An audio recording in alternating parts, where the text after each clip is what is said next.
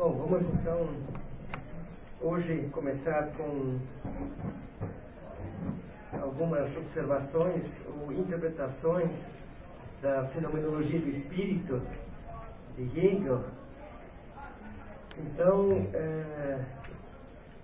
eu acho que antes de mais nada, tem que ser dito que agora nós estamos entrando numa obra bastante complexa de Hegel, né?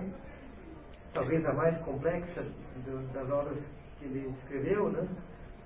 Então, é uma obra que vamos tentar compreender a partir da introdução e do prefácio, e dentro dessa linha proposta pelo curso, de tentar acompanhar o modo como Hegel pensa a tarefa da filosofia como apreensão do conceito. Então, como eu disse, vamos tentar ficar nesses dois textos, a introdução e o prefácio da fenomenologia do espírito, inicialmente, e depois vamos ver se a gente consegue avançar para algumas figuras da consciência, talvez principalmente essa figura da consciência de si, essa dialética do senhor e do escravo.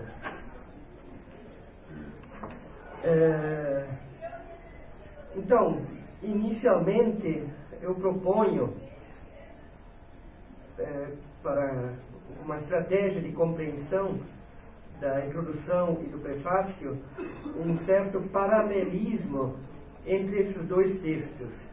Eu parto do fato de que, tanto na introdução quanto no prefácio, apresentam-se alguns momentos, mas, digamos assim, 4 grandes momentos que têm uma correspondência entre si nos dois textos, né? Embora, claro, tanto no prefácio, há algumas coisas que são antecipadas no prefácio e que surgem apenas mais adiante na introdução. Mas a gente pode observar um certo entrelaçamento, uma certa progressão nesses dois textos, né? E, bom, quando se fala nesse paralelismo, obviamente não se deve deixar de observar que a introdução à fenomenologia do espírito é um tipo de texto e o prefácio é um outro texto. Isso já foi observado por muitos comentadores, né? No sentido de que a introdução ela foi escrita junto com a constituição da obra, ao passo que o prefácio foi escrito após a conclusão da obra. E isso muitos consideram então que a introdução ela exprime propriamente o ponto de vista da fenomenologia interno, né?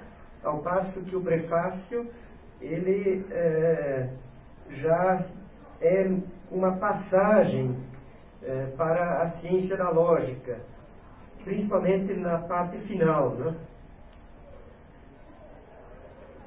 Ou seja, já parte desse saber que a consciência percorre e dessa identificação entre a certeza da verdade e a verdade da certeza.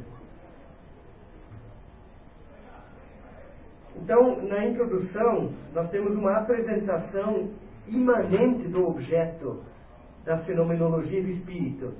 Ali é colocada, como diz Hippolyte no Gênesis e Estrutura, página 20, é colocada a própria posição do problema, ao passo que no prefácio, Hegel se refere aos aspectos mais gerais que norteiam todo o projeto da fenomenologia do espírito, bem como situa a sua proposta no âmbito da filosofia de sua época, por exemplo, principalmente diante de Schelling.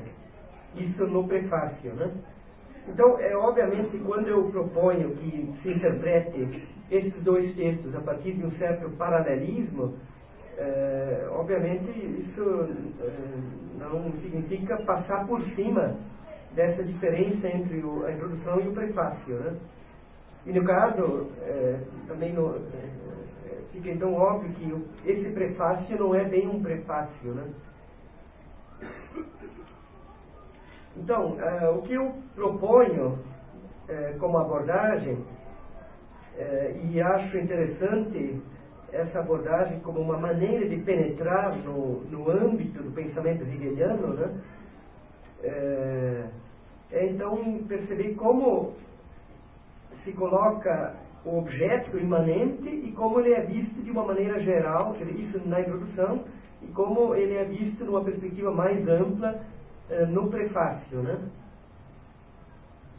E, como eu disse no início, esse prefácio, principalmente o prefácio, é um texto também muito complexo, né? Segundo o que diz o Herbert Marcuse, no Razão e Revolução, que é uma interpretação de partes da obra do Hegel, ele diz que o prefácio da fenomenologia do espírito constitui um dos maiores empreendimentos filosóficos de todos os tempos. É nada menos que a tentativa de reconduzir a filosofia à posição de mais alta forma do conhecimento humano, à posição de ciência. Então, dito isso, como que eu entendo que se colocam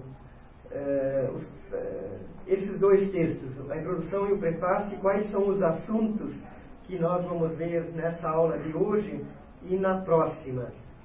Na minha compreensão do texto, isso assim articulando alguns momentos, lembrando que o texto do Hegel não é um texto que constrói verdades que se encadeiam uma atrás da outra, mas ele procura sempre lidar com uma instância universal e particular ao mesmo tempo, né? Então, esses momentos que eu vou agora dizer não devem ser tomados como momentos rígidos, né? Mas são questões que vão surgindo, né? Tanto no prefácio quanto na introdução, que são mais ou menos quatro pontos.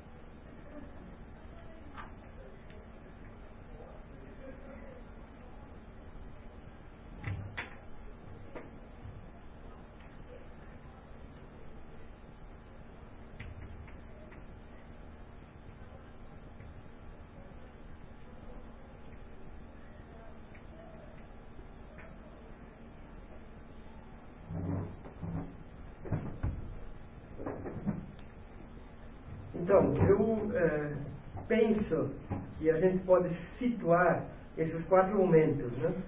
Primeiro, o saber como fenômeno, que envolve os primeiros 5 parágrafos da introdução, e onde há uma crítica à separação do saber e a afirmação do saber como fenômeno. E no prefácio temos então considerações em torno da ciência que tem como tarefa examinar o absoluto, partir do absoluto, na medida em que é fenômeno e não o vazio e o abstrato. E aí um segundo aspecto é a filosofia do sujeito, ou seja, essa fenomenologia, esse saber que é processo de vir de si mesmo, ele não é um devir de algo abstrato, mas é justamente o devir do si mesmo, do sujeito, que então é o núcleo, o motor, digamos assim, da substância. Tomar a filosofia não como substância, mas como sujeito, né?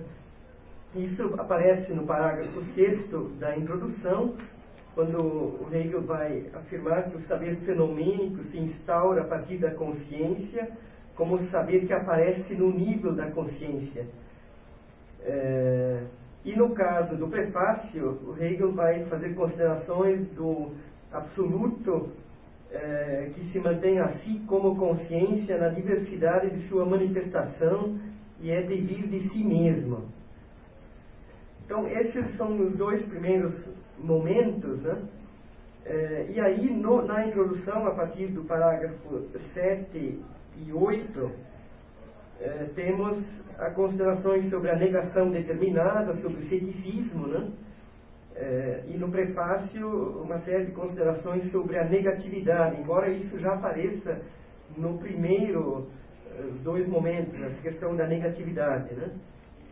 E por último, na introdução, o movimento dialético, a explicação do movimento dialético, parágrafo 9 a 15, por aí, quando Hegel vai fazer considerações do movimento na consciência em si e para si, né? E mais para o fim da introdução, essa consideração do que é propriamente a experiência, o momento do para nós, do que fica, né? Para além da consciência imersa no movimento dialético, né?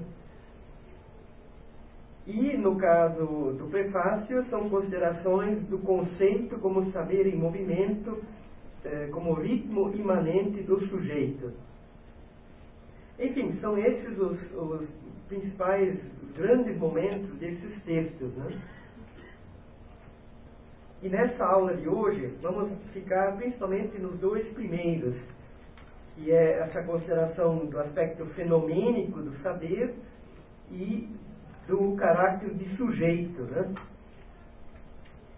E aí cabe observar que há uma diferença entre a introdução e o prefácio, que na introdução, nesses primeiros parágrafos, o Hegel se ocupa principalmente com a perspectiva kantiana e moderna, que ele rejeita como possibilidade de apreensão da verdade, do absoluto, né?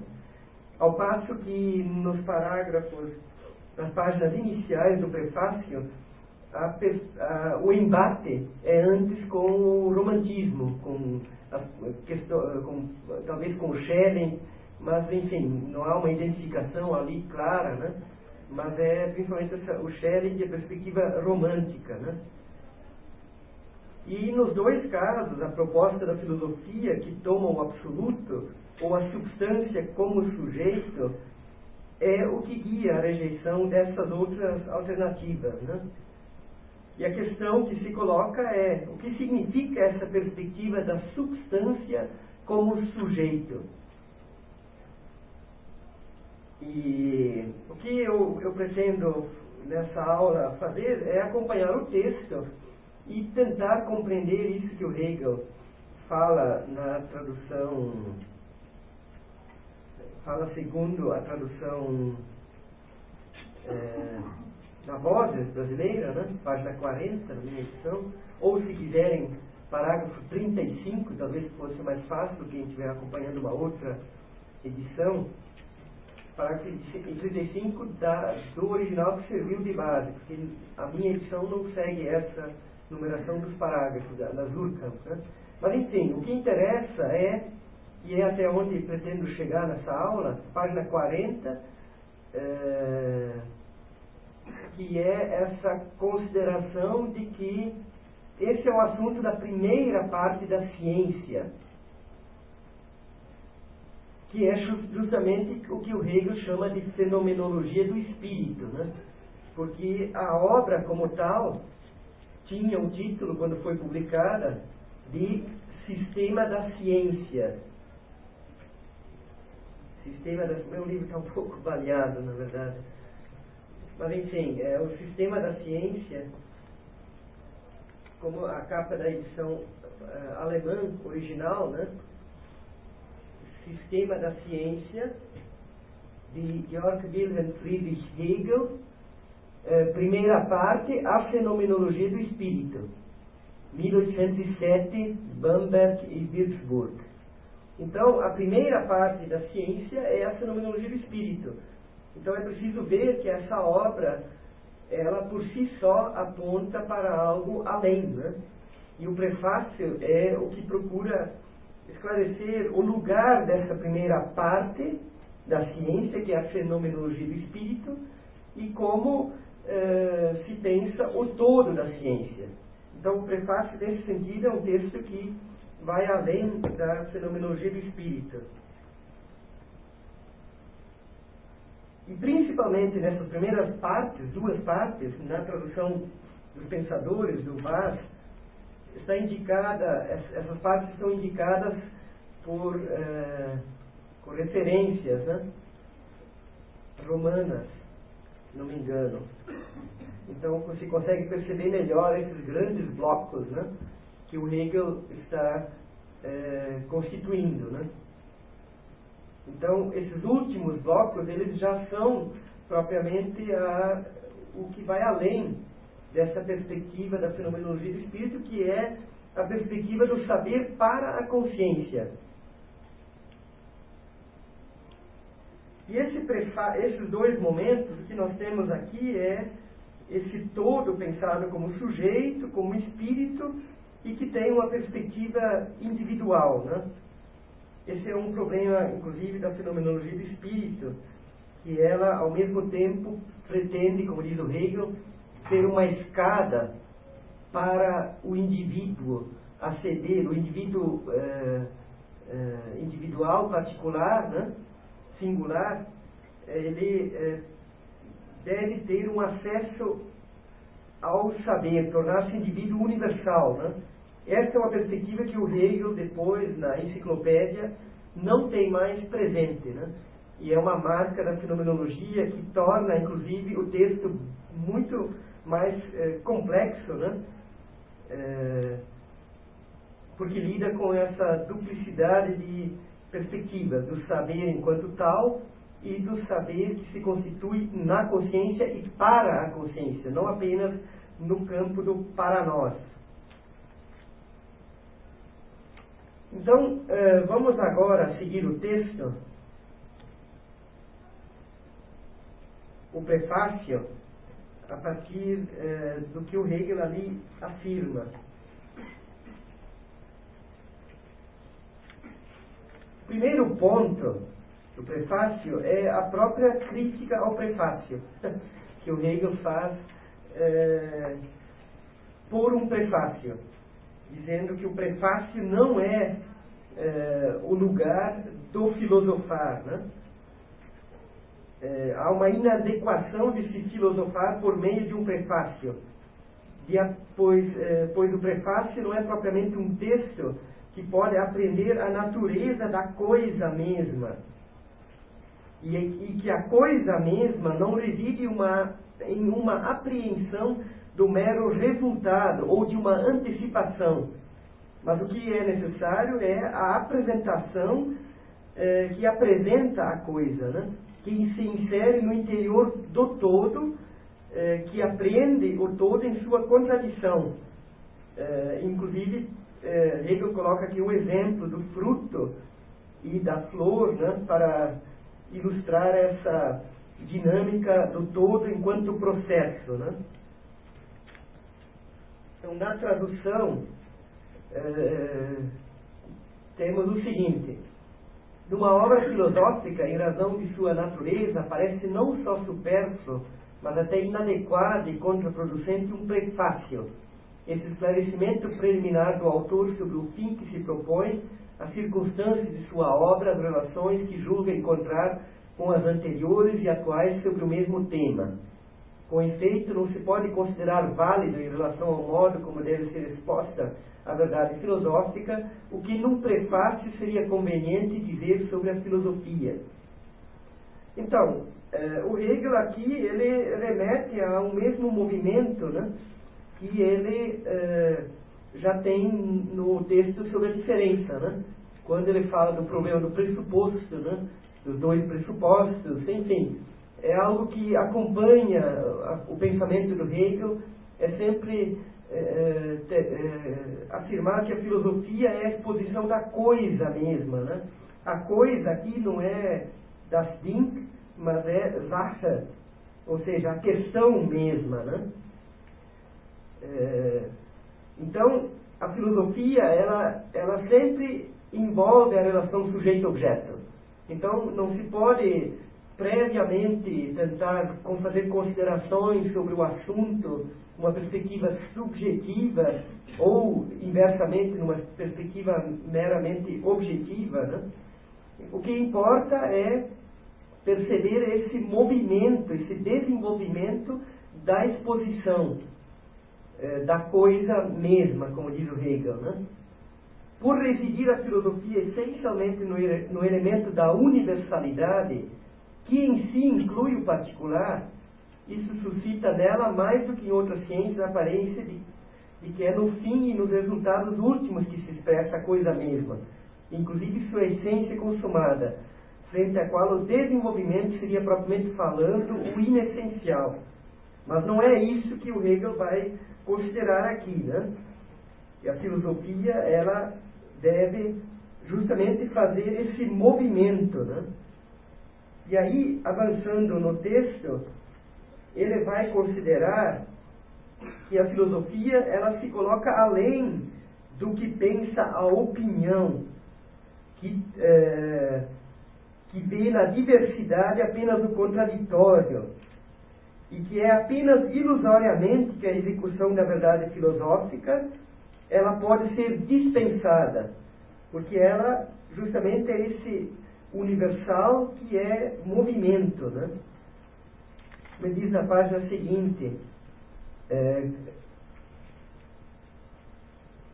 do mesmo modo, a determinação das relações que uma obra filosófica julga ter com outras sobre o mesmo objeto introduz um interesse estranho e obscurece o que importa ao conhecimento da verdade. Com a mesma rigidez com que a opinião comum se prende à oposição entre o verdadeiro e o falso, costuma também cobrar ante um sistema filosófico dado uma atitude de aprovação ou de rejeição. E logo adiante ele fala que só vê na diversidade a contradição.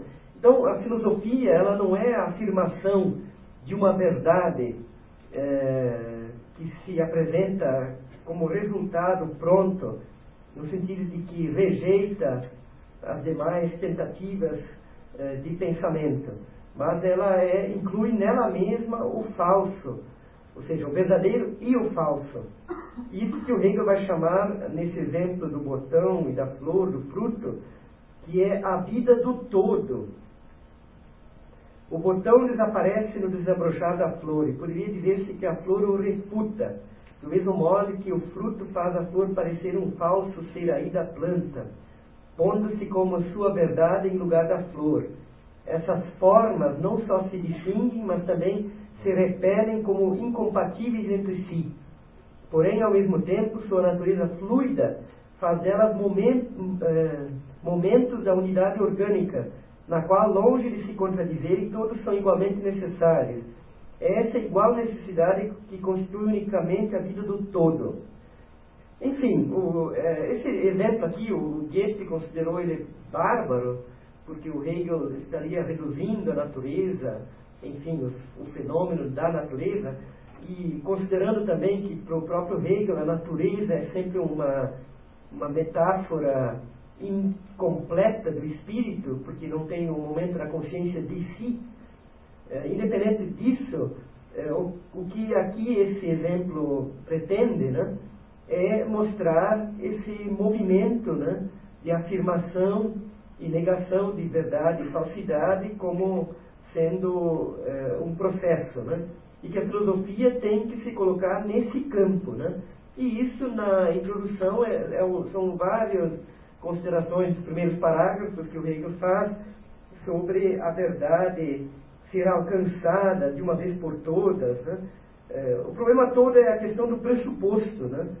De que a filosofia não pode ter um pressuposto, não pode iniciar afirmando um fundamento e a partir dali, então, se constitui todo o saber, né? Ou seja, é preciso sair dessa representação natural, que é como Hegel inicia a introdução. Existe eine natürliche Vorstellung, que quando ele critica toda a filosofia moderna, né, que de alguma maneira procura partir desse exame das condições antes do saber, né, e que isso é justamente o temor de errar, que no fundo o Hegel diz que será que esse já não é o próprio problema, né? O temor do erro já não é o próprio erro, né? Enfim, então, no primeiro momento, Hegel vai apresentando essa questão da dificuldade, né, de se começar a partir de um início que já é determinado, né? Como ele continua aqui na sequência, na página 23, ou no parágrafo 3º, subdivisão, né? Com efeito, a coisa mesma não se esgota em seu fim, mas em sua atualização. Eine Ausführung, eu traduziria por execução. Ausführen, atualizar não é bem a palavra, né? A coisa mesma, die Sache selbst, eu também não sei por que eles colocaram em maiúsculo essa coisa, que não é nada a ver com a coisa do Heidegger aqui, né? Aqui é die Sache. Então, nem o resultado é o todo efetivo, mas sim o resultado junto com o seu vir a ser, das Werden, ou o devir poderia se traduzir também, né?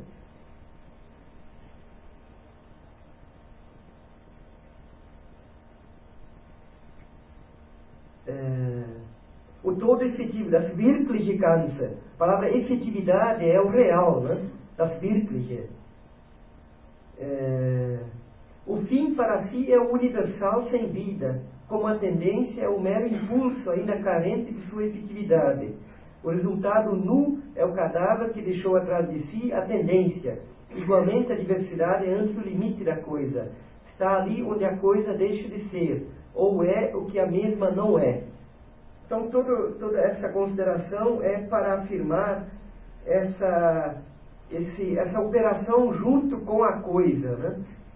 E na coisa, e perceber como ela vai se executando, né? Enquanto saber. E isso é o que na introdução é o saber enquanto fenômeno, que a ciência, ela precisamente quando aparece, ela já se afirma enquanto tal. O momento do aparecer é essencial à essência. Então é preciso levar adiante essa operação junto da coisa, né? Produzir sua exposição, Darstellung, como diz o Hegel no fim do terceiro, nada mais fácil que julgar o que tem conteúdo e solidez. Aprendê-lo é o mais difícil. O que há de mais difícil é produzir sua exposição, que unifica a ambos. Então, julgar, aprender é mais difícil, mas mais ainda é fazer essa Darstellung, né? Produzir essa Darstellung, né? E aí, esse é um termo importante no Hegel, como o saber se apresenta, Darstellen. Isso é o que ele vai enfatizar na introdução, no parágrafo 4º para 5º. Darstellung des erscheinenden Wissens. Essa é uma expressão central para o projeto da fenomenologia do espírito.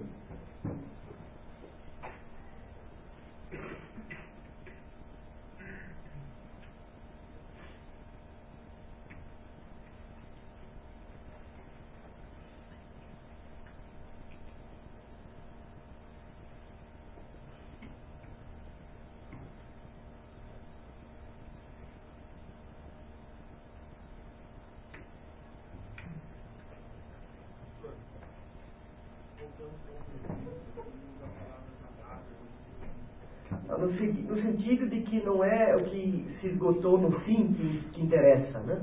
O resultado nu. É o cadáver que deixou atrás de si a tendência. Então não é o resultado que importa, no fim, digamos, mas a vida, não o morto, não o resultado enquanto algo morto, né? Sem movimento, enfim, já não exprimindo mais a essência enquanto fenômeno, né? Aliás, essa expressão fenômeno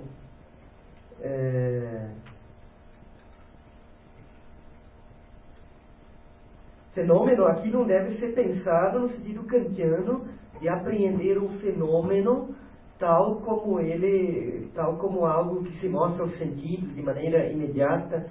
Não é nesse sentido que o Hegel está pensando aqui a fenomenologia, mas é essa ideia do aparecer na sua totalidade, né? Não como fenômeno, como oposição à essência. Essa oposição clássica, fenômeno e essência, é apagada na filosofia de Hegel na medida em que a essência tem no seu aparecer um modo fundamental de se apresentar.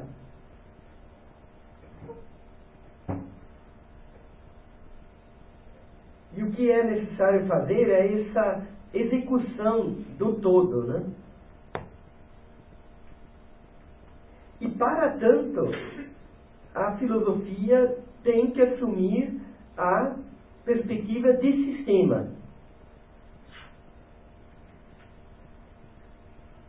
Antes disso, é interessante quando Hegel fala o começo da cultura, parágrafo 4, e do esforço para a energia da imediatez da vida substancial, deve consistir sempre em adquirir conhecimentos de princípios e pontos de vista universais. Então, o Hegel fala muito aqui do universal, né? Desse universal que é movimento, né? Então, isso é também um aspecto importante, se a gente lembra do início do escrito sobre a diferença, né? Quer dizer, aquele especulativo, ele é o universal. Então, no Hegel, o universal está no início. O universal não é o fim. Só que a questão é como esse universal se sabe a si. como ele se torna consciente, como ele se particulariza mediante a consciência. Ou seja, desde o início, sujeito e objeto estão presentes numa unificação, ou o que o Hegel chama de absoluto. Esse absoluto já está presente, ele precisa se tornar consciente, se desenvolver, se aprofundar e assim por diante.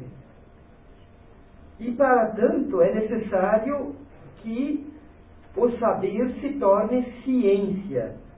Ou seja, a exposição da coisa mesma, da verdade, requer que a filosofia assuma força sistemática, que se opere a exposição da filosofia a partir da necessidade interior do saber, de ser ciência.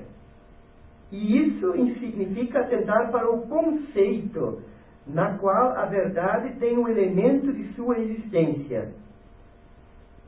Como Hegel diz aqui no parágrafo no 5º, a verdadeira figura em que a verdade existe só pode ser o seu sistema científico.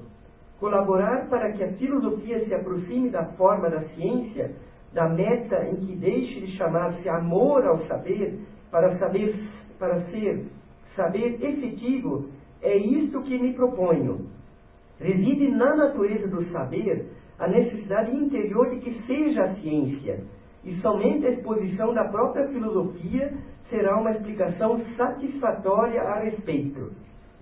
Então, aqui de novo, uma série de coisas, né?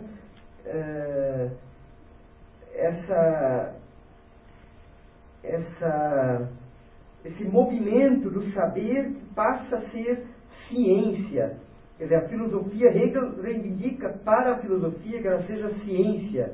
Quer dizer, isso, de alguma maneira, tem um eco na concepção do Fichte, da doutrina da ciência, mas aqui há toda uma ideia de não tanto de doutrina, mas de sistema, no sentido de um todo que vai se constituindo desde o saber. O saber se torna saber real e assim se torna ciência, né? Ou seja, Wissenschaft é o trabalho do saber que interessa.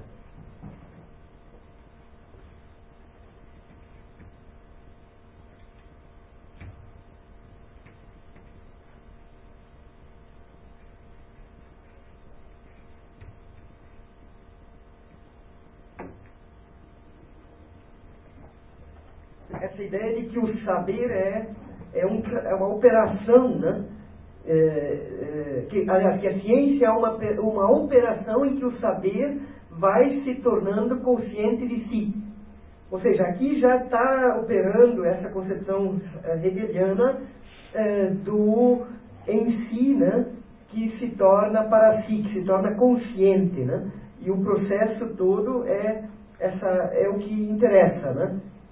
Essa passagem do saber para uma consciência do saber. É isso que é a ciência, né?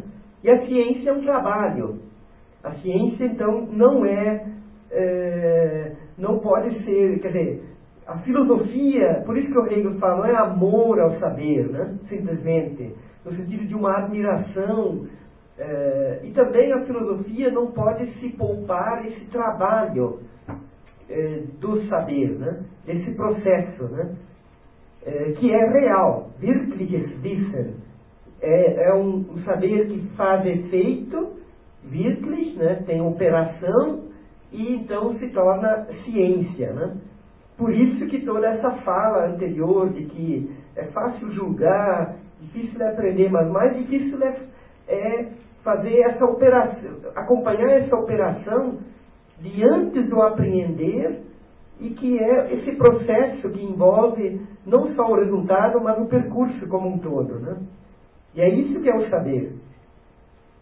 Então, o Hegel, vocês veem, ele está se inserindo aqui num percurso de saber, num processo, né? E que ele então vai chamar de Begriff, que é a apreensão, né? Por isso que é no conceito que a verdade tem o elemento de sua existência, né?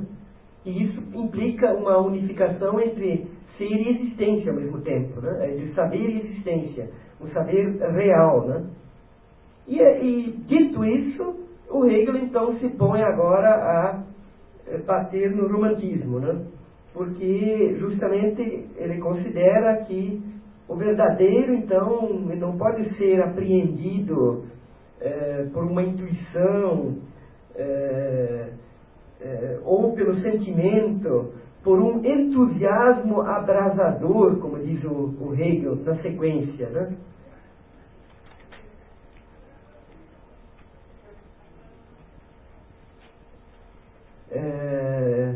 Com efeito, se o verdadeiro só existe, no parágrafo 6º, só existe no que, ou melhor, como o que se chama, quer intuição, quer saber imediato do absoluto, religião, ser, não o ser no centro do amor divino, mas o ser mesmo desse centro. Então, o que se exige para a introdução da filosofia é antes o contrário da forma do conceito. O que se exige não é o Hegel, mas é o que se exige. O ser aí é o, digamos assim, de maneira geral, romantismo, Schelling, talvez, né? O absoluto não deve ser conceptualizado, mas somente sentido e intuído. Não é o seu conceito, mas seu sentimento e intuição que devem falar em seu nome e ter expressão.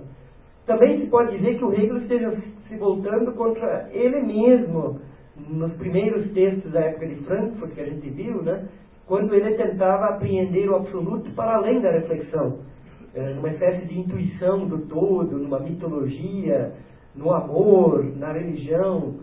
Embora, como a gente já viu, o Hegel também ali já estava a caminho da percepção dessa cisão no interior do todo, né? Essa é uma certa ambiguidade nos textos do jovem Hegel, né?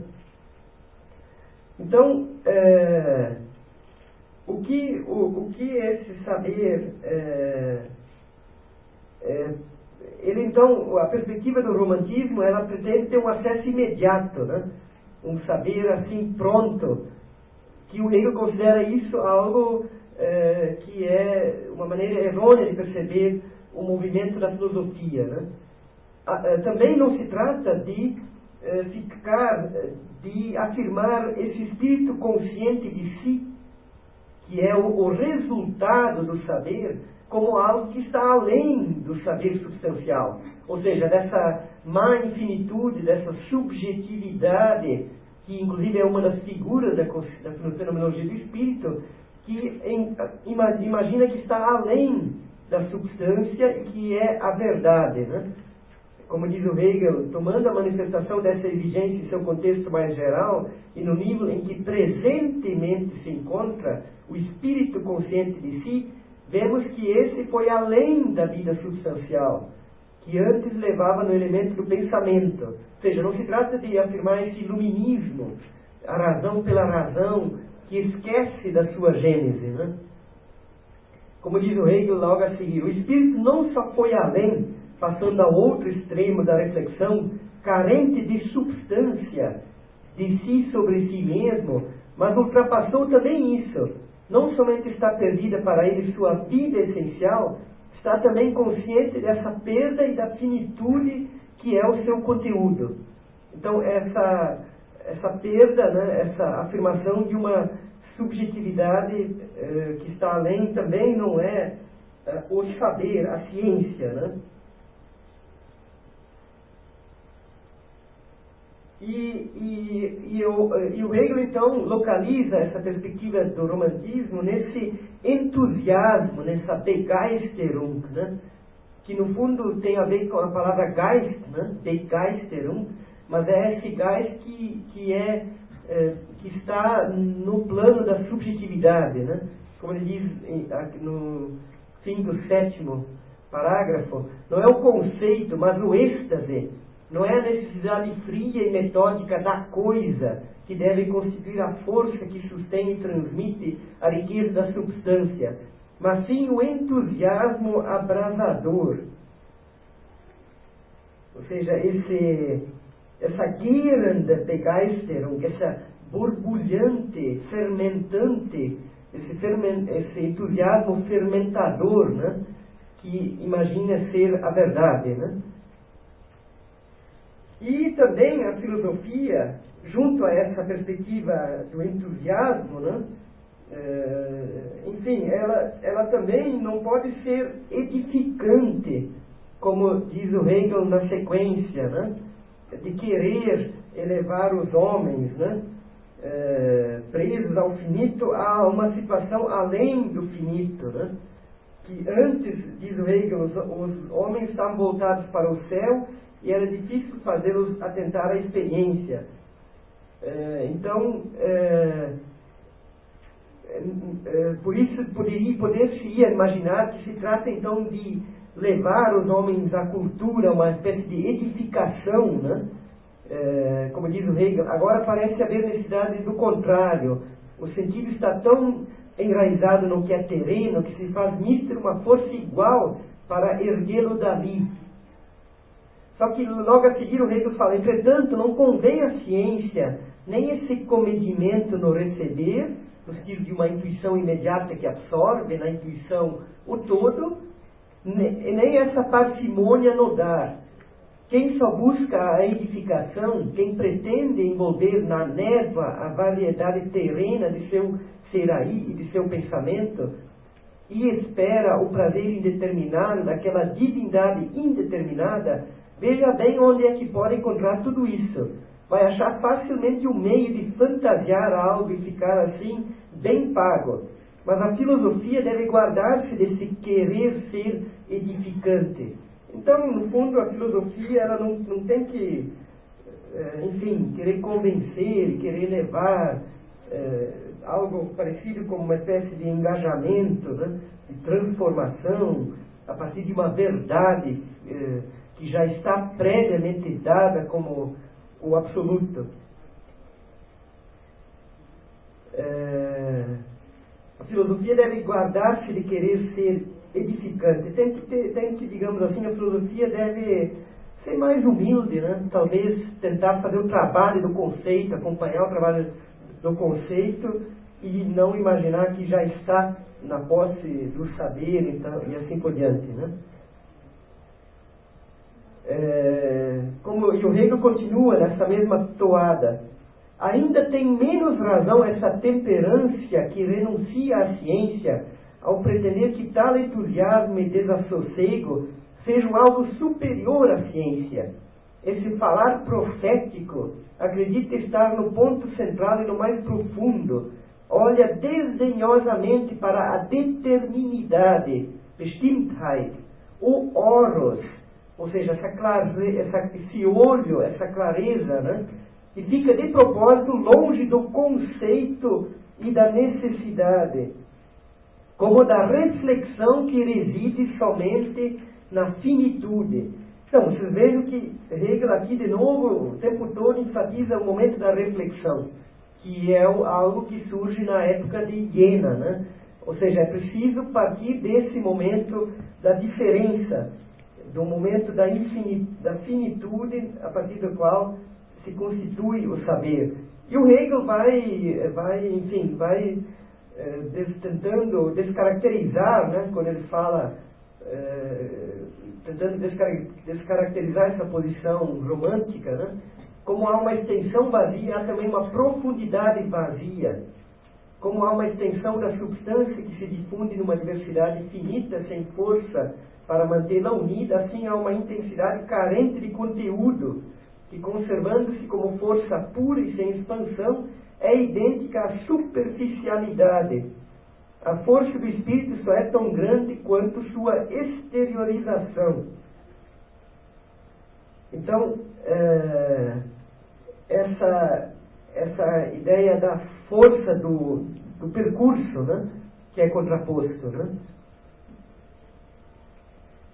A seguir, da mesma maneira, quando esse saber substancial carente de conceito, né, pretende ser mergulhado na essência, a peculiaridade de si, e assim vai, né? Abandonando-se a desenfreada fermentação da substância, acreditam esses senhores, por meio do velamento da consciência de si e da renúncia ao entendimento, serem aqueles seus a quem Deus infunde no sono a sabedoria.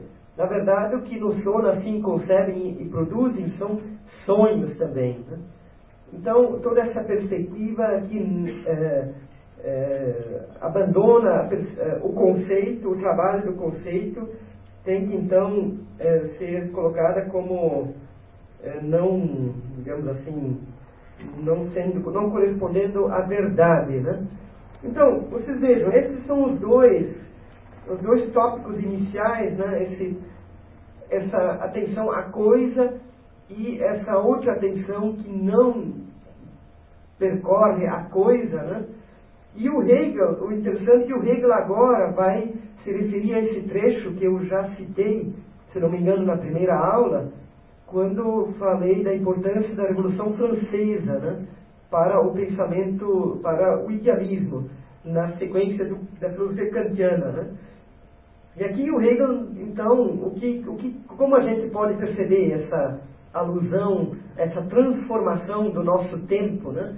Isso justamente o Hegel cita esse trecho para mostrar que essa exigência do conceito não é ele, Hegel, que está colocando, mas é uma exigência do próprio tempo.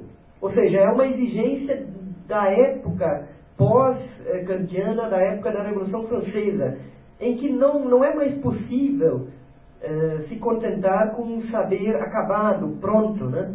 Então toda essa dinâmica que o Hegel vai explorar tem muito a ver com a época, né? Com o tempo. Ou seja, o que o Hegel quer dizer é que a filosofia dele resulta de um movimento do próprio tempo.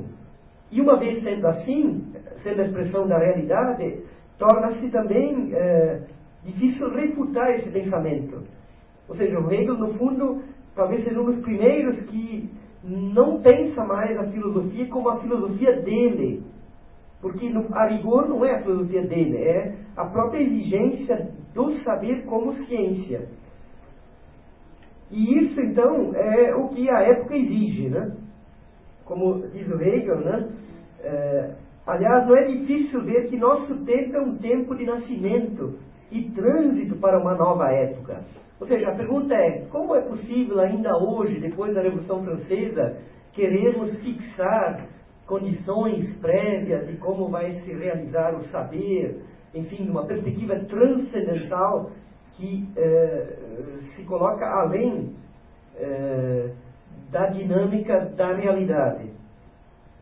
Ou seja, a exposição filosófica se faz ainda mais necessária na época atual, quando justamente está acontecendo o nascimento e a transição por uma nova época. E aí o Hegel faz toda uma alusão, né,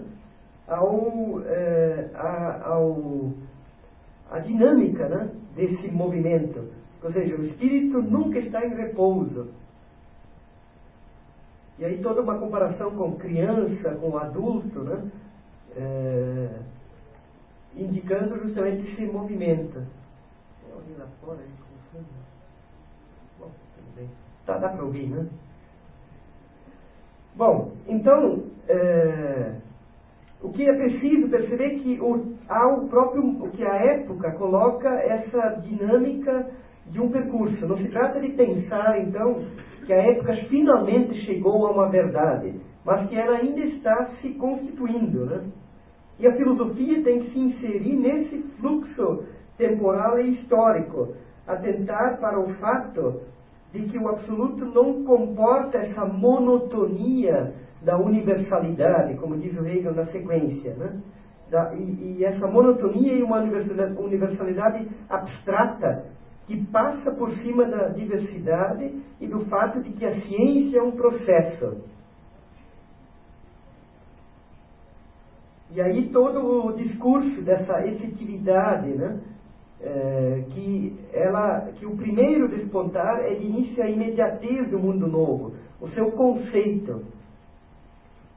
E continuando no parágrafo 12, assim a ciência, que é a coroa de um mundo do espírito, não está completa no seu começo.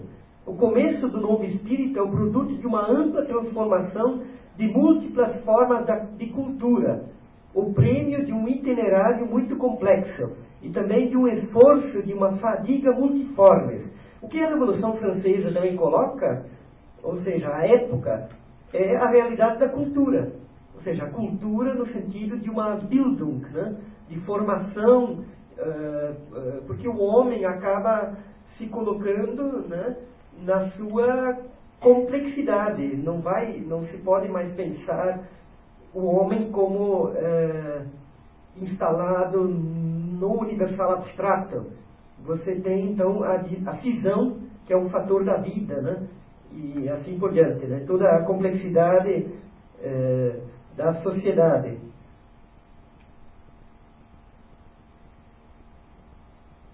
E isso é preciso colocar em conceito. O conceito que veio a ser conceito simples do todo. Mas a efetividade desse todo simples consiste em que aquelas figuras que se tornaram momentos, de novo, se desenvolvem e se dão nova figuração.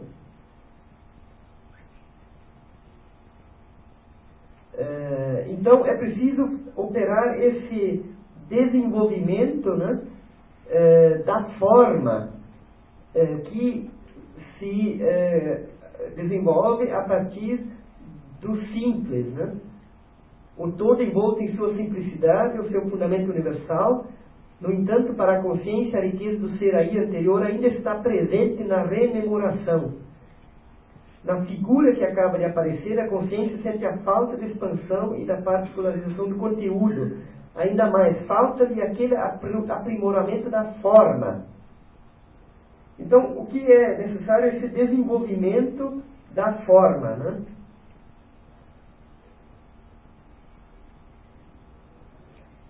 E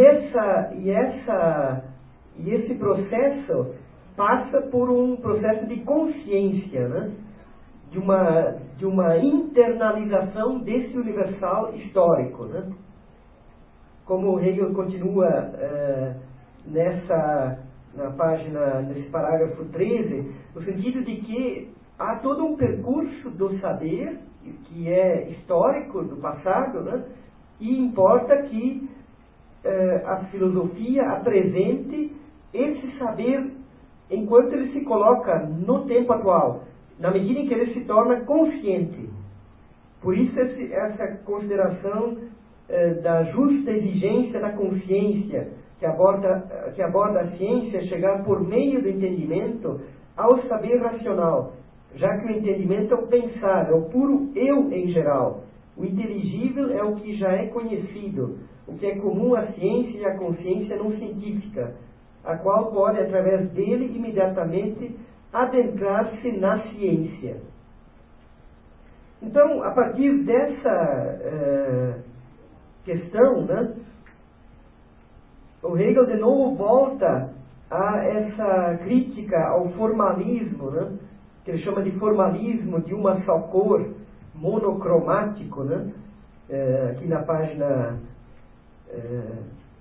no parágrafo 15, quando ele de novo fala os outros que recorrem ao método fácil para disporem de uma grande extensão, né, no fim do parágrafo 15, trata-se antes de um formalismo de uma só cor, que apenas atinge a diferença do conteúdo e ainda assim porque já o encontra pronto e conhecido. Ainda mais, tal formalismo sustenta que essa monotonia e universalidade abstrata são o absoluto. Garante que o descontentamento com essa universalidade e incapacidade de galgar o ponto de vista absoluto e manter-se firme nele. No fim do 16, a ingenuidade de quem está vazio de conhecimento por esse saber único de que tudo é igual no absoluto, em oposição ao conhecimento diferenciador e pleno, ou buscando a plenitude. Ou então fazer de conta que seu absoluto é a noite em que todos os gatos são pardos, como se costuma dizer. Enfim, essa expressão é tida como diretamente referida ao Schelling, né? Que na verdade em alemão é a noite em que todas as vacas são pretas, né? Mas enfim, todos os gatos são pardos, né? É o que se fala em português, né? Mas o que ocorre aí, né? Ocorre que esse todo, ele não pode ser apreendido no sentido de que ele não tem diferença nele mesmo. Todo esse processo da Revolução Francesa e toda essa transformação que a época apresenta, indica que o espírito está num percurso que ele está tomando está tomando consciência da ciência, né? Então, esse Bewusstsein da própria ciência. Então, isso é um trabalho para a consciência, inclusive. Então, a consciência, ela não pode se instalar nesse formalismo vazio que passa por cima da diferença, né? Como diz o Hegel, o formalismo que a filosofia dos novos tempos denuncia e despreza não desaparecerá da ciência, embora sua insuficiência seja bem conhecida e sentida. Então, o que o Hegel também aqui, isso nós nem observamos aquele texto da época de Viena sobre o direito natural, mas o Hegel se opõe a esses discursos que pretendem formalizar, digamos assim, do alto da universalidade abstrata a existência, né? O discurso deve incluir nele mesmo a diferença no percurso, né? Então, o formalismo é essa busca de fórmulas, né? De uma forma única e imóvel, né? Adaptada pelo sujeito, sabedor aos dados presentes, como ele diz aqui no 15. O material é mergulhado de fora nesse elemento tranquilo. Ou seja, o Hegel no direito natural, no texto sobre o direito natural, ele se opõe a esse tipo de dedução do mundo, né? Em que se tem certas fórmulas e se classifica o diverso a partir dessas fórmulas, e que isso ele chama de formalismo, que não mais é um saber abstrato que não tem a dinâmica interna, né? A diferença. Então, a substância, ela deve ter nela mesma o sujeito. E esse então, o segundo momento aqui do prefácio, né? Quando Hegel, então, vai afirmar esse momento do sujeito, né? Essa famosa expressão, tudo decorre de entender e exprimir o verdadeiro não como substância, mas também precisamente como sujeito. Segundo minha concepção, segundo minha concepção é nach meiner Einsicht, não é na minha opinião, é na minha visão das coisas, né? Welche sich nur durch die Darstellung des Systems selbst rechtfertigen muss, que só deve se justificar a si, welche sich, então a tradução que só se deveria justificar a si pela apresentação do próprio sistema, do sistema mesmo. Tudo decorre do fato de entender, de apreender, auszufassen und auszudrücken, de apreender e colocar em palavras, né, esse fato de que o verdadeiro, das Wahre, o verdadeiro, né, vocês vejam, não é de Wahrheit, é das Wahre, o verdadeiro enquanto processo, né, como substância e, quer dizer, não tanto como substância, mas como sujeito, sondern ebenso sehr als Subjekt. Quer dizer, no fundo, esse ebenso sehr, que aqui se traduziu, mas também precisamente como sujeito, da mesma forma, quer dizer, imprimir o verdadeiro como substância, não apenas como substância, mas de modo principal como sujeito. Então, essa é uma questão bastante complexa.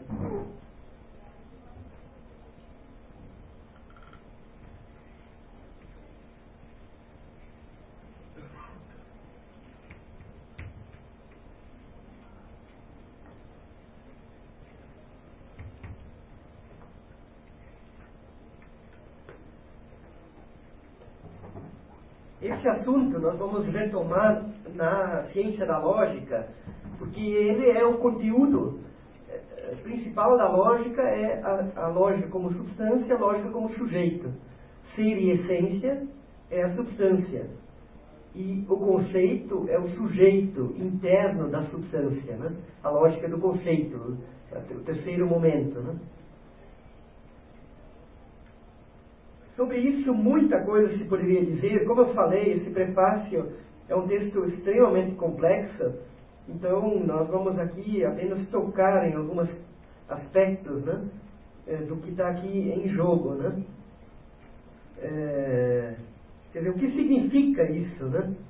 Significa não partir da unidade indiferenciada da substância, de Deus, por exemplo, ou de uma intuição intelectual, mas tomar a substância na medida em que nela há o movimento do pôr-se a si mesmo do sujeito. Ou seja, o sujeito, vejam só a questão que se coloca.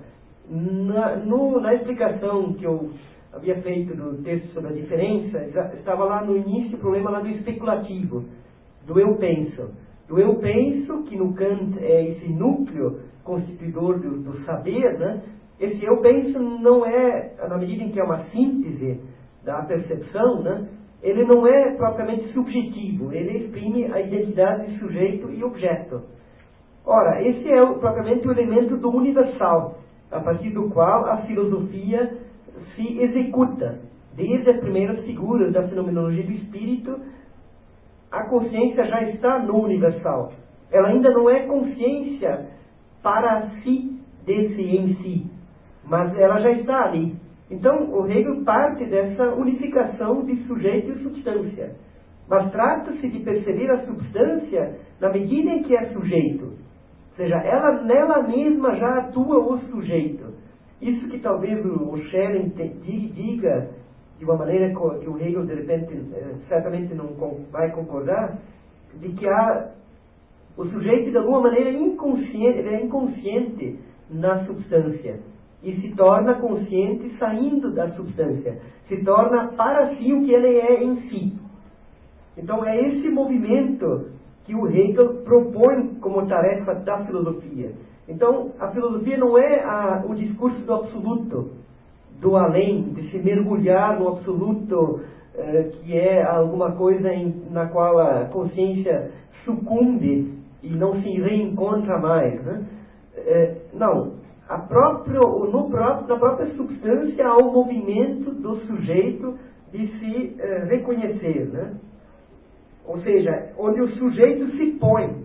E o sujeito aqui é o si. O si, o do em si e do para si, né? Esse si mesmo, das Selbst, esse que se encontra, né?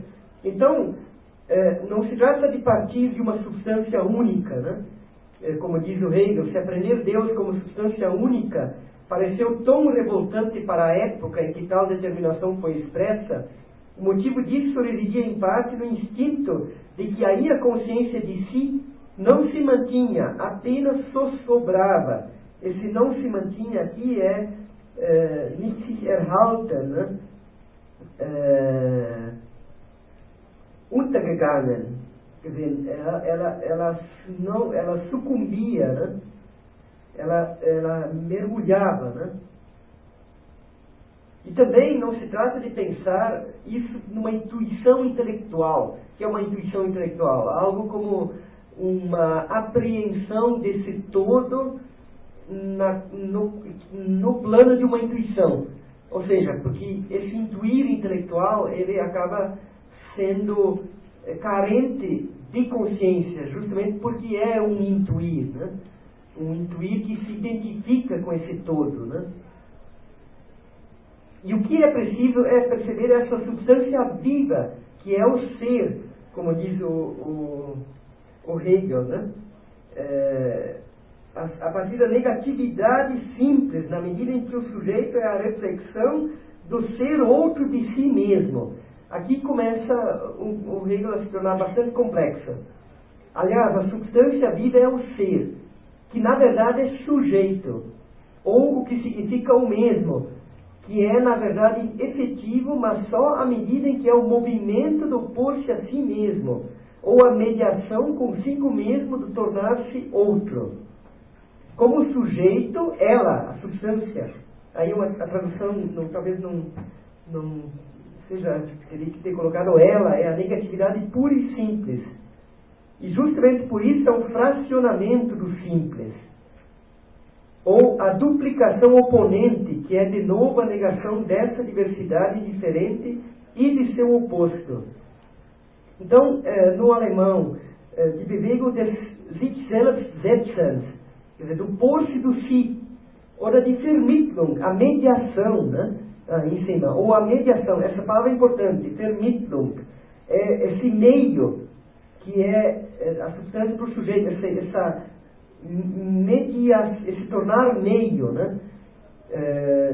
Tornar-se outro consigo mesmo, das sich anderwerdens mit sich selbst. Ou seja, a substância nela mesma, ela se torna sujeito na medida em que ela se torna outro dela mesma, que é, no entanto, ela mesma, né?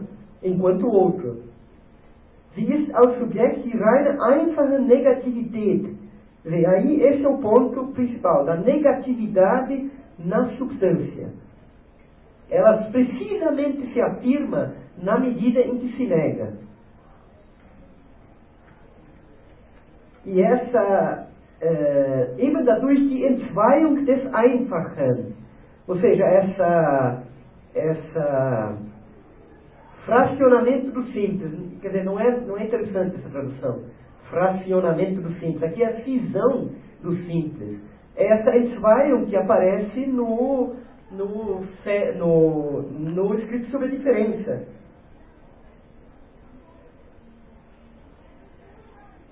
Aliás, essa tradução, em alguns momentos, embora ela seja muito celebrada e certamente deve-se louvar esse empreendimento, né? Em alguns momentos parece que perde um pouco o fluxo do texto, mas aí também é preciso perceber a complexidade que é o texto, né? O texto que permite interpretações diversas, né? E a dificuldade de passar isso para o português, né? Essa Entzweiung des Einfachen. O que é essa Entzweiung? Esse fracionamento, esse tornar-se duplo do simples. Ou seja, o sujeito é o simples tornado duplo, tornado a diferença no interior da substância.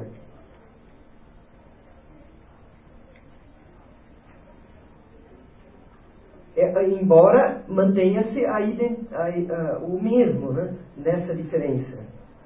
Então é uma igualdade reinstaurando-se, ou a reflexão em si mesmo, no seu ser outro. Então essa reflexão, essa separação, essa duplificação que é o momento do sujeito. Você veja aqui que o sujeito hegeliano, ele é, digamos assim, o Hegel, digamos, destrona o sujeito de um lugar transcendental. Ele acaba se inserindo, sendo a verdade dele ou fora dele também, né? Embora esse fora seja o mesmo, ou o mesmo enquanto fora, né? Então, só essa igualdade restaurando-se, ou só a reflexão em si mesmo, no ser outro, é que é o verdadeiro. Você veja, de novo é um problema aqui, de tradução, que é fatal esse problema aqui. Nur diese sich wiederherstellende Gleichheit, ou seja, essa reprodução, essa reconstituição da igualdade, essa igualdade que se constitui na medida em que se diferencia, ou seja, a reflexão im Anderssein in sich selbst, o ser outro em si mesmo. Nicht eine ursprüngliche Einheit aus solche, não uma unidade originária, oder unmittelbare aus solche, ou imediata. É o verdadeiro.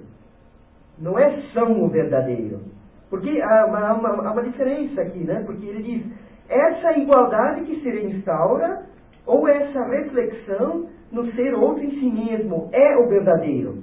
Que é a mesma coisa. A igualdade que se reconstitui e essa reflexão no ser outro em si mesmo.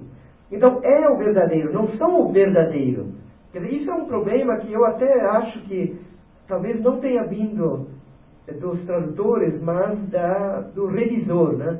Porque sempre existe isso nas editoras, né? Os revisores, né? Eles vêm com as regras em português, né? E, não, porque há dois sujeitos, então são o verdadeiro. Só que no alemão Não é um sujeito. Quer dizer, tudo bem, é um sujeito duplo, né? Então, é o verdadeiro. É o devir de si mesmo, né? O verdadeiro é o vir a ser de si mesmo. Existe das Werden seiner Selbst, der Kreis, o círculo, que pressupõe seu fim como sua meta, que o tem como princípio e que só é efetivo mediante sua atualização e seu fim. E aí o Hegel aqui tem uma frase, quer dizer, isso tudo é o trabalho do negativo, na sequência. Assim, a vida de Deus e o conhecimento divino, bem que podem exprimir-se como um jogo de amor consigo mesmo, mas é uma ideia que baixa ao nível da edificação e até da insipidez quando lhe falta o sério, a dor, a paciência e o trabalho do negativo. Vocês vejam aqui uma certa ressonância no jovem Hegel, né? Quer dizer, não é depois do amor e tal, porque essa duplicação, né?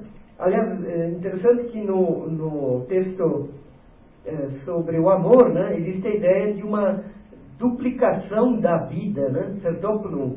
Aqui tem a noção de Verdoppelung, essa duplicação, mas é uma duplicação oposta, entgegengesetzte Verdoppelung, essa duplicação oponente que surge aí no meio, né? Logo depois do fracionamento do simples, né? Ou a duplicação que é oposta nela mesma, né? Então, todo esse movimento, que é esse trabalho do negativo, né? Do em si que se torna para si, como nós lemos um pouco abaixo, mas esse em si é a universalidade abstrata que não leva em conta sua natureza de ser para si, e, portanto, o movimento da forma em geral. E tudo isso é tido como um desenvolvimento da forma. Da forma enquanto algo que se desenvolve, né? E o Hegel vai tentar dizer isso agora de diferentes maneiras, como essa substância ela é apreendida como sujeito, né? No fundo, há uma série de implicações aqui. Essa afirmação do sujeito é a afirmação também de uma perspectiva kantiana, no sentido de que é a reflexão, não essa apreensão do absoluto, onde todos os gatos são pardos, mas esse processo interno de diferenciação, né? De negação que se coloca, né? No caso da ciência da lógica, o Hegel vai identificar a substância espinosa e o sujeito ao Kant. Então, que Kant é a verdade do que... Kant é o para si do que o Spinoza é o em si. Enfim, esse é o esquema lá da ciência da lógica, mas que, de alguma maneira, está atuando aqui também, né?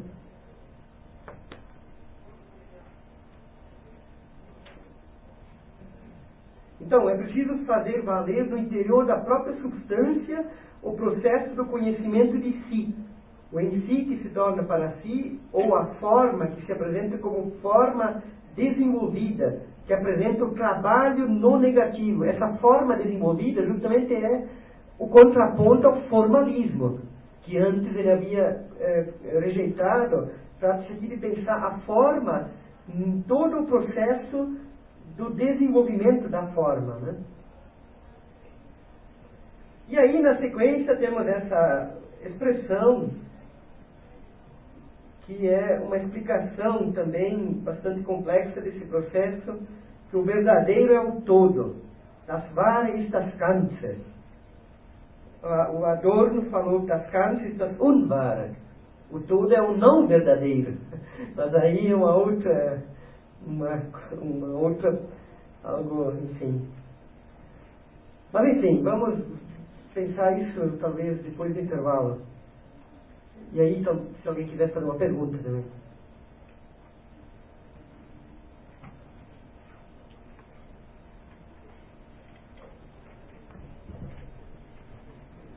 Professor, mas o si, com esse maiúsculo que aparece na tradução, é o mesmo si do em si do para si?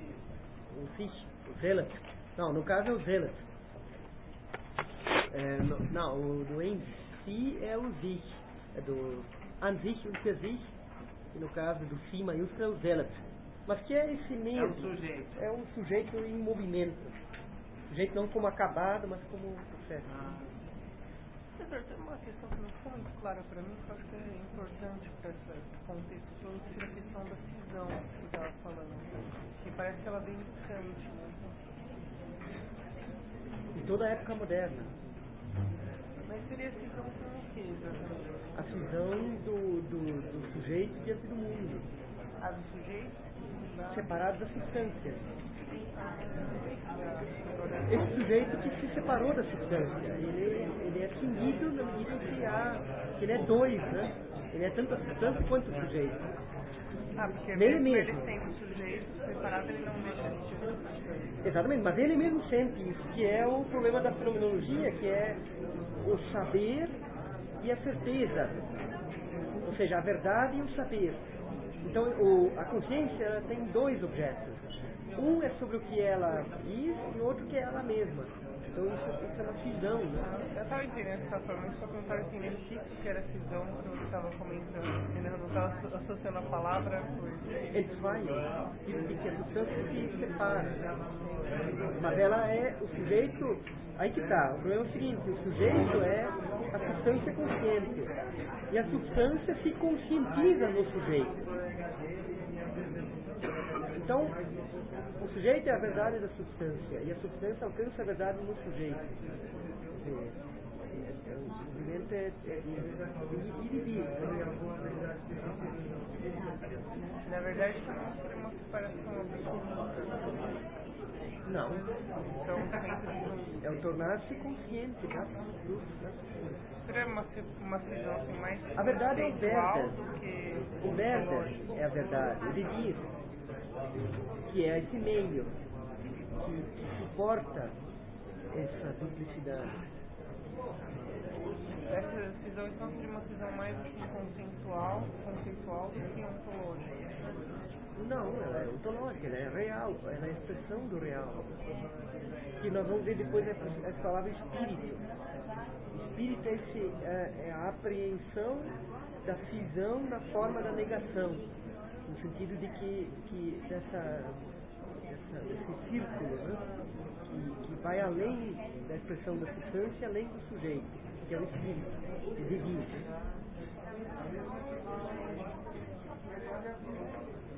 Mas isso é algo que, enfim, é todo o processo da fenomenologia que sempre vai repondo isso. Não dá para explicar isso assim, tem que pegar figuras e tal, né? Aquela palavra que eu tinha te falado lá, você chegou qual mesmo? É Zeitgeist. Não consegui localizar. Tem umas palavras que tem que pesquisar, na biblioteca aí. Pega o Joaquim Ritter, dicionário de filosofia. Joaquim Ritter. Philosophisches Wörterbuch. Tem na biblioteca esse dicionário, não sei se está completo. É um dos melhores dicionários. Eu vou dar uma olhada, porque o dicionário que eu tenho tem várias palavras já que eu estava procurando e não achei. Então, nesse dicionário do Joaquim Ritter vai ter isso. Professor, parece que tem uma diferença entre a concepção com relação ao conceito do jovem Hegel e do Hegel da fenomenologia, porque naquele texto, não lembro o nome do autor que ele comenta o texto Diferença de Sistema, o conceito parece estar aproximado daquela noção kantiana de conceito puro do entendimento, quando ele critica a filosofia da reflexão. E parece que na fenomenologia do espírito, o conceito ele parece que ganha um movimento. E parece que a apreensão, a formação da ciência consiste justamente nesse movimento reflexivo, de aperceber-se. E tem essa distinção mesmo entre a concepção do conceito do jovem Hegel, que é mais kantiana e outra, não? É difícil falar isso porque na ciência da lógica o Hegel retorna ao Kant de novo, né? Quando ele fala que é o conceito. Longamente explica a crítica da razão pura. Então, essa questão de deixa ou não deixa o Kant, né? O que tem na fenomenologia é essa tentativa do movimento, de aprender o conceito como movimento da consciência, que no texto da reflexão da diferença não tem a consciência lá. É um processo visto como um entendimento que se nega, mas ele não é real. E nós vamos ver na sequência do texto aqui esse problema do indivíduo. Que o indivíduo entra, né? Que todo esse processo ele é feito na consciência, enquanto um percurso histórico, e isso é a marca do conceito na filologia, que talvez lá seja ainda pensado no sentido de não bem resolvido entre o universal e o particular. A reflexão finita e a reflexão... Por isso é isso que eu tentei apresentar, sempre parece o duplo lá e não parece tanto o meio. Entendi. Então lá ele tenta... Esse meio aqui é o indivíduo. Então lá ele tenta se valer do amor como elemento de unificação, porque ele ainda não tem propriamente a figura da consciência como unificador dos momentos. Exatamente. No sentido não kantiano, mas uma consciência que é mundo. Uma consciência que está fora, que opera no mundo. Só assim ela é movimento, né? E sai desse lugar transcendental que ela ocupa para além dos fenômenos, né? Então acho que sim. Tá, obrigado. Esse texto aqui ele fala que a razão unifica, o entendimento separa. Mas ele fala que os próprios termos absolutamente opostos tiveram origem na razão. Você não unifica, como é que você fala? Você foi lendo essa parte aí?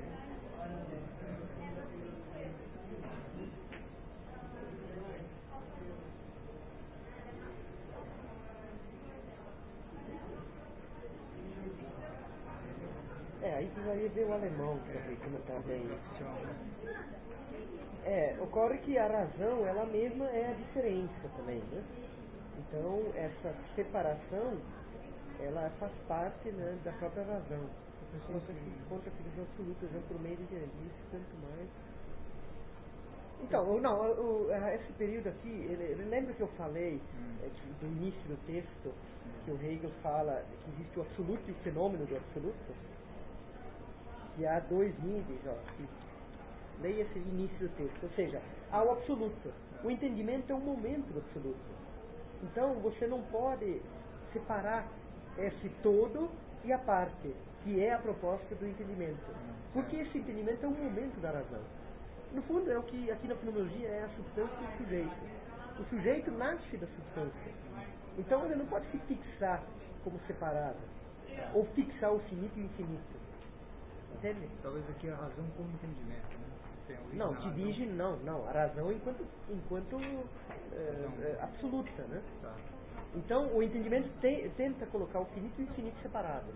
O infinito é um além. Só que essa separação é da perspectiva do entendimento, mas não da razão, que é o início do entendimento. O entendimento é atividade separadora, mas essa atividade separadora só existe porque é o todo. E o entendimento, por assim dizer, esquece que ele opera a separação no interior do todo. E que esse outro lado, que não é a separação do entendimento, é um momento da própria separação. Por isso que entendeu? a origem da própria razão. É esse sentido. Outra dúvida, não só isso aqui, até se leu isso também. Climática. Climática. É o problema da época moderna, né? Que está no Sem Saber, dá uma olhada no Sem Saber, que a separação é um momento, a subjetividade é um momento do protestantismo, né? Então é a época moderna que permite a subjetividade. Climática eu disse que vem do norte, vem do frio, né? Não, estou brincando, mas é um pouco no sentido de que a razão ela é histórica, ela não é transcendental. A razão, ela, nos antigos, era substancial. Na época moderna, ela é subjetiva. Então, essa cisão, ela emerge na época moderna, com a separação da substância. Então, ela é climática no sentido de que ela não nasceu nos tempos antigos, no Oriente, mas ela é europeia, cartesiana, moderna, sabe, recursos da filosofia moderna. Porque para o Hegel nada é colocado assim abstratamente. Isso é a própria história que se desenvolve.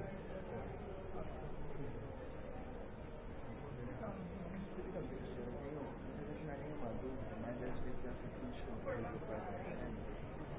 tem uma parte que cuida do chefe. E eu vejo isso como a tentativa de uma instituição, de uma busca mais voltada para o racionalismo e uma posição ao misticismo romântico. Sim.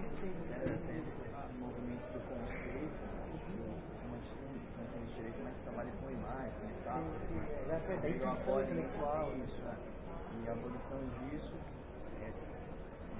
valorizando o conceito. Exatamente. O trabalho da apreensão, o trabalho que faz pela política, pela ética, tudo isso que o Hegel vai desenvolver no sistema dele. E não uma apreensão imagética, literária, toda. No começo já era ligado. Sim. Texto lá.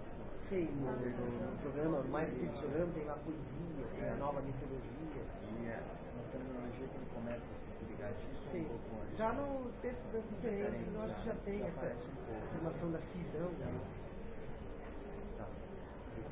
A minha dúvida mais básica sobre a referência do curso é quando você fala de ciência lógica, está se referindo ao primeiro volume da enciclopédia ou a uma outra obra do Hegel? O primeiro volume da enciclopédia serve, porque no fundo eu tenho uma tradução que ainda não foi publicada. Eu não consegui achar uma Não acha, essa tem em espanhol. Só tem em espanhol. Não tem em português. Talvez eu veja, vamos ver se entrava esse aqui. Mas no caso do Hegel escreveu duas ciências da lógica. A pequena lógica e a grande. A grande é da enciclopédia.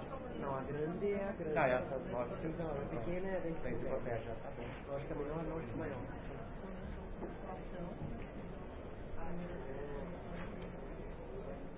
Agora a gente estava passando por ali.